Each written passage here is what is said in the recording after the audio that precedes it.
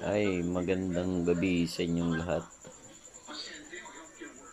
Ah, Nais ko po sanang pagpatulong kay Sir Francis Leo Marcos Kabayan. Kasalukuyan ay nasa Ilocos ako ngayon at halos magtatatlong buwan ako natingga dahil hindi ako pabalik Maynila. So dito ako naabutan ng lockdown.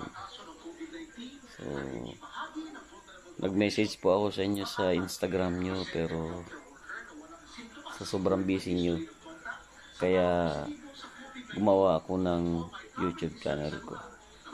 Sir Francis, mabalin ka dito, agpatulong ken ka dito Ilocos. Samantalahin ko sana to, sir, na habang nandito ako makatulong din dito sa mga kabarangay, kasi dalawang beses pala nagbigay ng ayuda dito sa amin. So naisip ko sa pamamagitan niya, Sir Leo, gusto ko sanang magpatulong sa inyo para mabigyan ng karagdagang ayuda dito sa barangay namin. Wala naman akong kakayahan na bumili ng mga pwedeng ibigay sa mga tao. Gagamitin ko itong pagkakataon na to, sir, na sana mapanood mo ito at mapagbigyan mo itong request ko.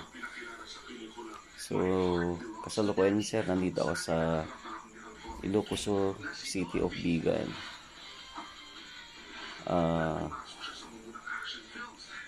Gusto sana magpatulong sa inyo, sir. Kitagyaman ako na, sir, no mapanood mo dito yung video. Thank you, sir. Mabuhay ka. Proud to be Ilocano. Thank you, sir.